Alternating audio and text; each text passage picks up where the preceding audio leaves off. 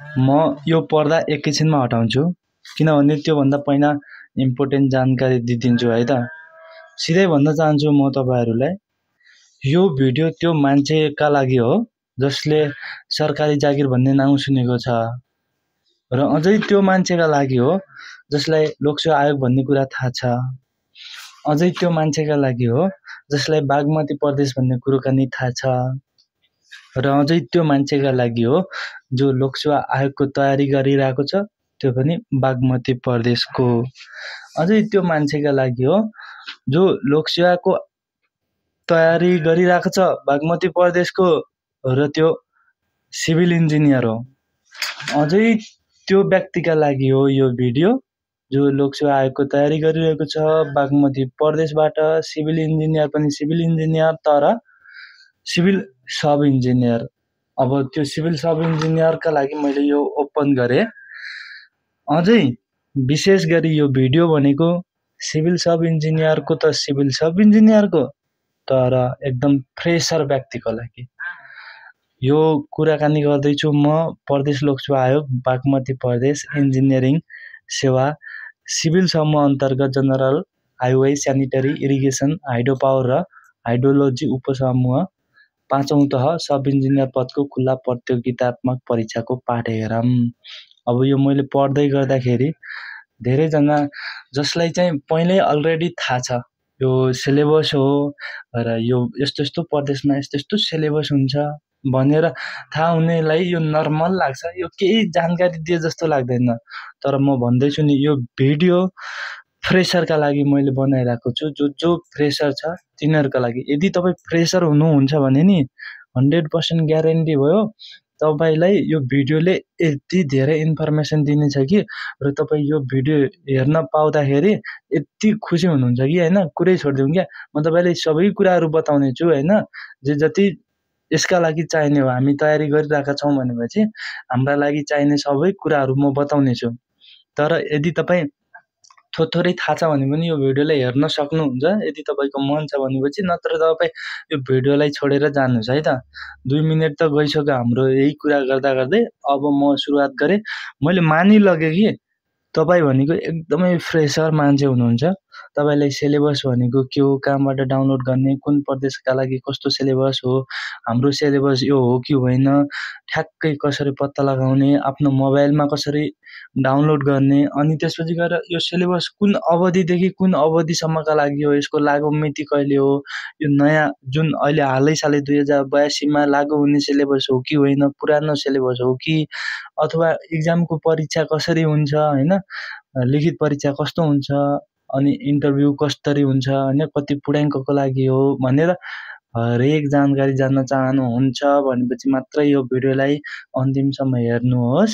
होइन भनेपछि यो भिडियो छोड्दिनुहोस्। किनभने यो भिडियोमा म बताउने त्यही रिलेटेडको हो, फ्रेसरलाई एजुम गरेर। एकदम नयाँ हुनुहुन्छ, मानौं कि तपाईलाई केही पनि थाहा छैन के, बागमती प्रदेश भनेको के हो राम्रोसित थाहा छैन है त। मैले त्यसरी लगे। हेर्नुस् अब साथीहरु, यो हो हाम्रो बागमती प्रदेशको सिभिल सब इन्जिनियरको जो डिप्लोमा गरिकन आएको हुन्छ तिनीहरुको लोकसेवा आयोगको सिलेबस। यो सिलेबस अनुसारले नै हामीले एक्जाम दिने हो। यो सिलेबस अनुसारले नै हामीले एक्जाम दिएर लास्टमा सिलेक्ट भइसकेपछि इन्टरभ्यु दिएर हामी लोकसेवा आयोगबाट सिफारिस भएर हामीले जागिर खाने हो, सरकारी जागिर खाने हो। अब त्यति भन्दै गर्दाखेरि सर्वप्रथम म तपाईलाई जानकारी दिदिउँ कि यो बागमती प्रदेशको सिलेबस हो भनेपछि नेपालमा 7 वटा प्रदेश छन्। 1 नम्बर 2 नम्बर 3 4 5 6 7 हो, यो 3 नम्बर प्रदेश। 3 नम्बर प्रदेशलाई हामी बागमती प्रदेश भनेर भन्छौं।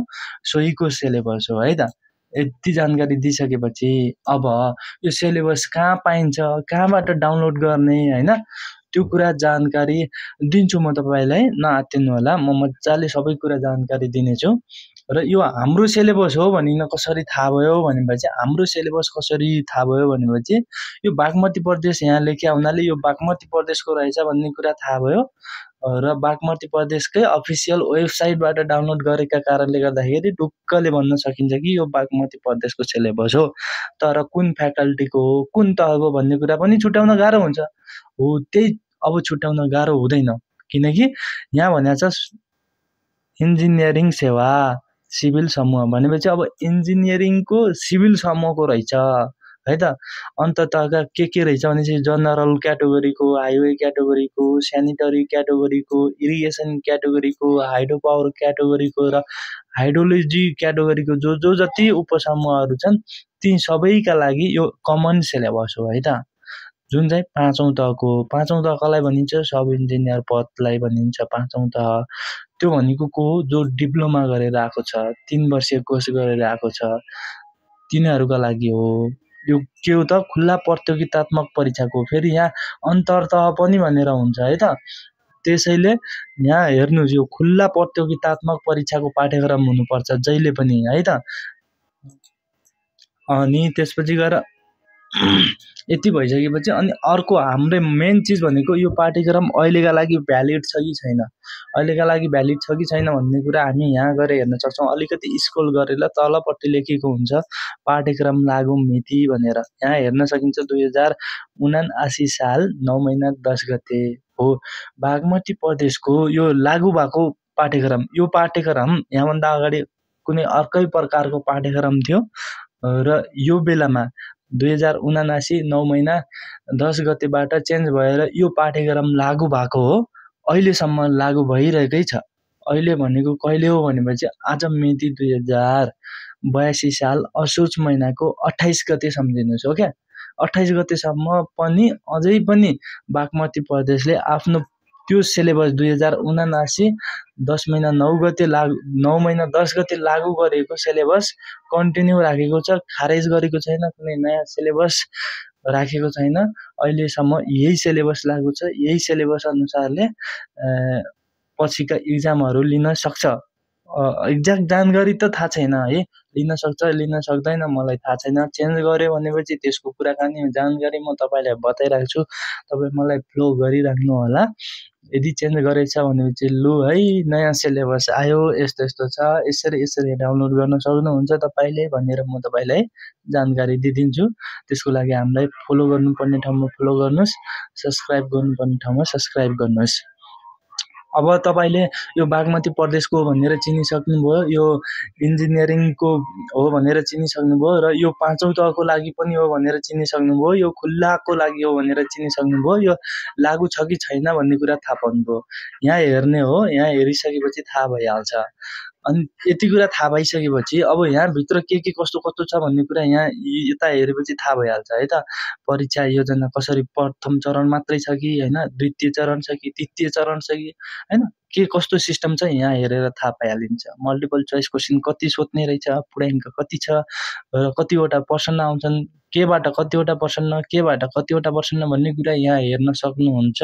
यसका लागि छुट्टै डिटेलमा भिडियो बनाउँला, तर आजको यो भिडियोमा मैले सर्फेसली जानकारी दिएँ किनकि अझै अरू इम्पोर्टेन्ट जानकारी दिन बाँकी नै छ। त्यसो भएको कारणले गर्दाखेरि है त। तलतिर जानुभयो भनेपछि यस्तो किसिमको छ, जस्तो यो सिलेबस हो। मेन चीज भनेको यो यी टपिकहरू हुन्, यो टपिकबाट यति मार्क्सको आउँछ, यो टपिकबाट यति मार्क्सको आउँछ, यो टपिक यो टपिक यो टपिक यो टपिक यो टपिक तपाईले पढ्नुपर्छ भन्ने कुराको यो जानकारी भयो है त। अझै तल जानुभयो भने धेरै छ सिलेबस, यति मात्रै हैन, अझै हेर्नुस् यो सिलेबस हो, यो तपाईको यो पढ्नुपर्ने कुराहरू हो। यो यसको बारेमा मैले भने नि डिटेलमा बनाउन केही छैन, कमेन्ट गर्नु होला यदि तपाईलाई जरुरत छ भनेपछि हैन।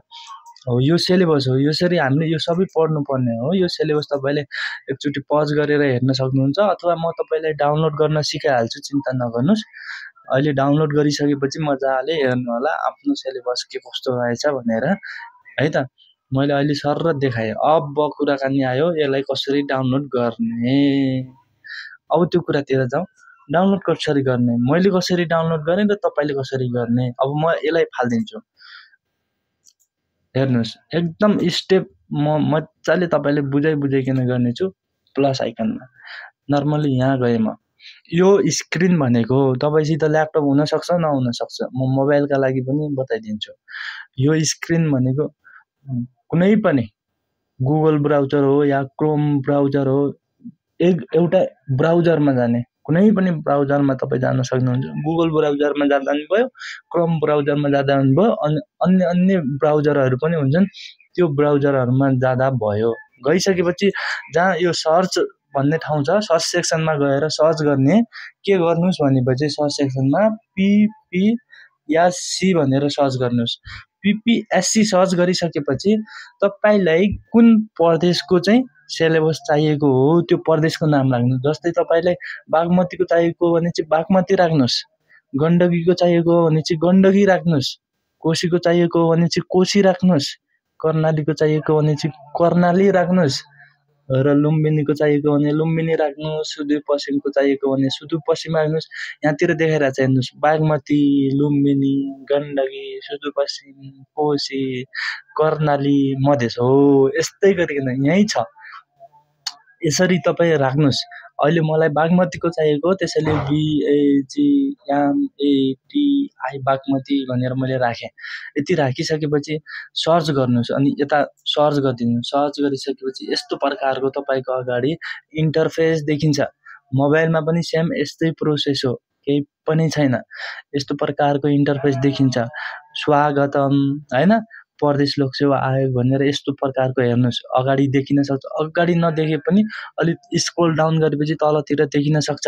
तर लोगो कस्तो छ त, यस्तो हुनु पर्यो है त। नेपालको निशान छाप जस्तो भएको लोगो हुनु पर्यो भने चाहिँ अब यसमा क्लिक गरेर ओपन गर्ने। ओपन गरिसकेपछि यस्तो प्रकारको अगाडि आउन सक्छ। ठ्याक्कै आउँछ भन्ने छैन, यस्तो प्रकारको रिसेन्ट नोटिसहरू आउँछ तपाईको अगाडि। र यहाँ माथितिर यतातिर हेर्नु त, यतातिर इन्टु गर्ने ठाउँ हुन सक्छ नहुन सक्छ। अहिले यहाँ इन्टु गर्ने ठाउँ देखाएको छैन, तर यहाँ लुकेर बसेको छ। मैले यहाँ दबाएँ भनेपछि इन्टु भएर यो अटोमेटिक हट्छ है त। तपाईकोमा देखाउन सक्छ, त्यो इन्टु गर्नु होला ल है त। मैले यहाँ देखाएको छैन, तैपनि मैले इन्टु छ सम्झेर इमेजिन गरेर म क्लिक गर्छु र यो आफै हट्छ है त। यी हेर्नुस् हट्यो है। एकचोटि क्लिक गरे पुग्छ।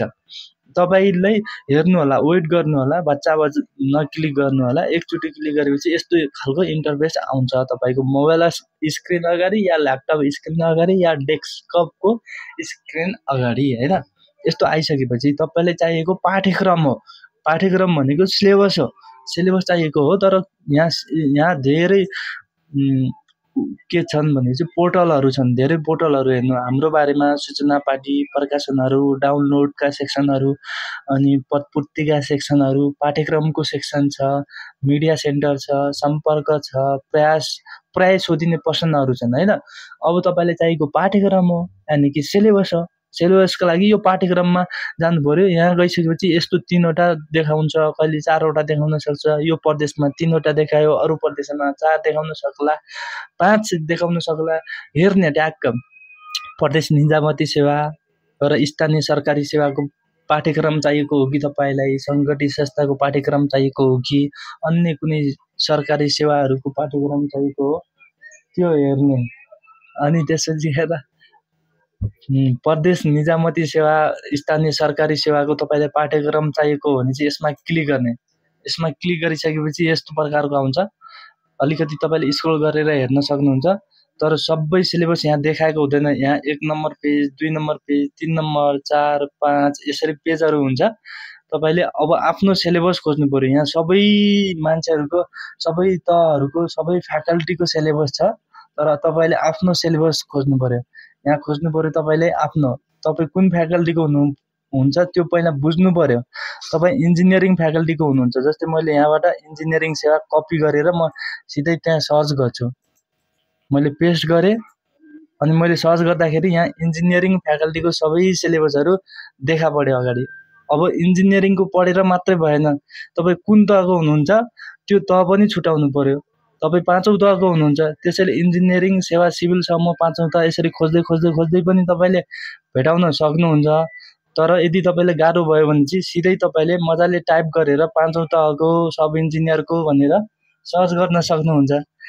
तर मैले यहाँ ठ्याक्क भेटाइहाले। कहाँनिर छ भने चाहिँ इन्जिनियरिङ सेवा सिभिल समूह अन्तर्गत general highway sanitary irrigation hydro power र हाइड्रोलोजी उपसमूह 5औं तह सब इन्जिनियर पदको परीक्षा प्रतियोगितात्मक परीक्षाको पाठ्यक्रम ठ्याक्कै मैले भेटाइहालेँ। यहाँ अगाडि नै छ, मैले सर्च गर्नु परेन। तर तपाईँले भेटिएन भनेपछि इन्जिनियरिङ सेवा अनि 5औं तह भनेर सर्च गर्नुभयो भने ठ्याक्कै तपाईँको जेउस अगाडि आउँछ।